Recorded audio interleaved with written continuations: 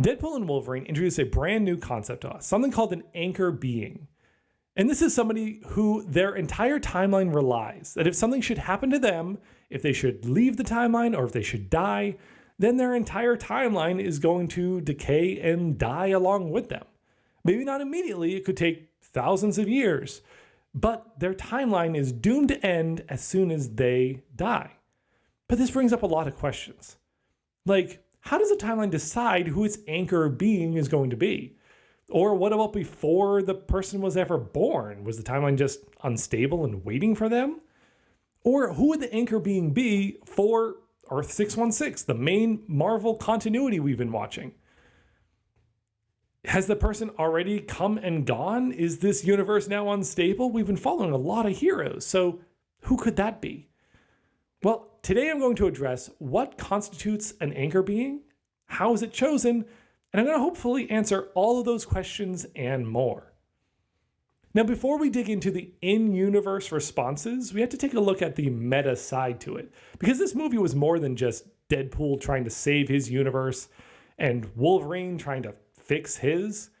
This was a commentary on what happens to superhero movies and their timelines when their time is up. 20th Century Fox was bought out by Disney, and so it brought up the question of, what about the heroes that existed in 20th Century Fox? Are they done? Is their timelines just ending? Or will those heroes proceed and become part of the MCU? The idea of an anchor being in that sense is really just whatever hero we were watching in that timeline. For the X-Men movies, for a lot of them, we were following Wolverine. He was our biggest X-Men that we tracked throughout the course of those films. So he was the anchor being, the person we were following. So when his story was done, we were done with that universe. We didn't move on to another hero. In that sense, Deadpool is, in a way, an anchor being as well for his universe, because we have been following Deadpool through the Deadpool movies. He's the anchor for his world. Now, of course, Deadpool is going to do its typical self-deprecating humor and put Deadpool in a universe with a bigger hero in Wolverine, therefore making him not the anchor being. But for the sake of that meta concept, he would be. Any hero we've been following in their films, they would be the anchor being for their universe. But this doesn't solve our problem, because anchor being has now been introduced as a concept into the Marvel multiverse. This movie, Deadpool and Wolverine, it is now in the MCU. And therefore, anchor beings, that concept exists in universe in the MCU. So we need to find an answer, a way that fits for that universe. Luckily, it really doesn't take us far to find an answer, to find a concept that works in the Marvel multiverse. You see, in Loki season 1, we learn how timelines branch off. Timelines are created coming off of another timeline. And this happens when somebody veers off their designated route. Whatever their timeline was set to follow, somebody steps off and does something different. The result is that timeline then branches along with them. And the result of their actions becomes a brand new timeline. Well, this makes sense then that that person would be the anchor being.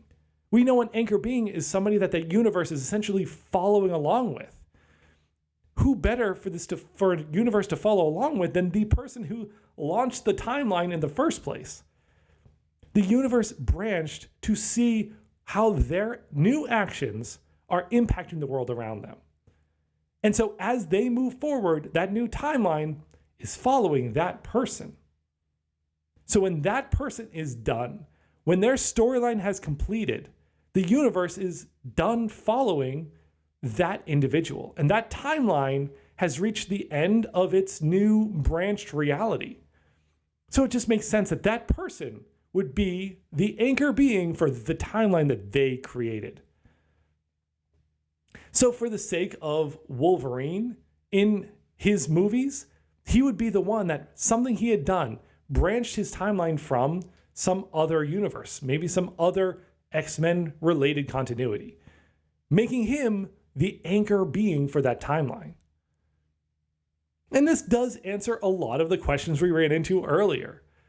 How does a timeline decide who its anchor being is? It's, well, whoever created that timeline becomes the anchor being, becomes the one that timeline is following. What about before they were born? Well, before they were born, that timeline didn't exist. The moment that they veered off and did something new, they created a new timeline. So before they were born, they were in a different timeline, one with a different anchor being, somebody else who's directing that flow. But then when they branched off, they are now creating something new. So before they were born, that timeline wasn't there. So there was no anchor being for it. And the idea of the MCU is actually a very interesting one. In Earth 616, then, who would be the anchor being for that universe? Well, interestingly, I think the answer is nobody. I think that is the one timeline that does not have an anchor being. It is referred to constantly as the sacred timeline. That is the timeline from which everything else is branching. And all the scenes that we see when we're looking at the sacred timeline, it shows this continuous loop. Other things branch off from it, but it is not branching off. It is just continuing a cycle around. Being the sacred timeline, the one that we are following, everything else branching from it, it does not have a point where a single person branched off to create it. Meaning that it would not need or have an anchor being, but would be the only universe that does not follow that rule. Now you could say that He Who Remains could be the anchor being, because he's the one keeping it in that wound circle. And because he is alive and remaining through the whole time, it allows that universe to cycle around him. And then in Loki, spoilers for the Loki series, but in the Loki series, he eventually does get killed by Loki. But then we see Loki take up the mantle, and he is now holding the universes together and keeping them charged around himself. And in that sense, he is allowing that universe to continue.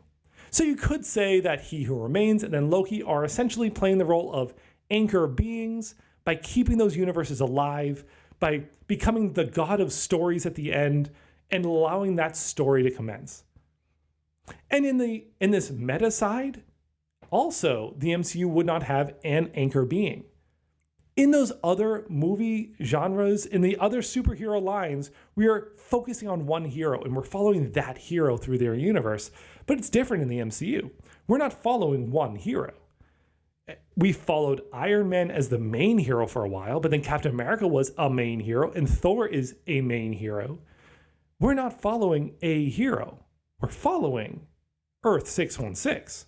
We're following that whole universe, the world that exists there, and everything that's happening around it. The universe itself essentially becomes the anchor being, in the meta sense, in itself, because we are following everything that happens. Looping back to Deadpool and Wolverine, we can kind of see from this explanation why what Deadpool did would actually work, despite Paradox explicitly saying it won't. Deadpool is told that his universe's anchor being has died, and therefore his timeline and his universe is dying along with it. And there's nothing he can do about it. Deadpool goes off to find another Wolverine to replace him, and Paradox is like, you can't replace one Wolverine with another Wolverine. It doesn't work that way. You can't just replace an anchor being. And yet at the end of the movie, we're told by Hunter B-15 that, yeah, your universe is healthy, Deadpool. Congrats, you did it. So how could Deadpool have succeeded, but yet not have done what he thought he did? The answer is that the first Wolverine, the one that died, was the anchor being for that universe. But then Deadpool stepped off the line. He went out. He did not accept that his universe was going to die, and he went out looking for another Wolverine. He stepped off his allocated direction in his timeline, and he created a branch. He essentially took his whole timeline and branched off to a new direction with this new Wolverine. The result being he would become the anchor being for his new timeline. It's not the new Wolverine, it's him. His universe is safe and secure because he is now the anchor, keeping it going.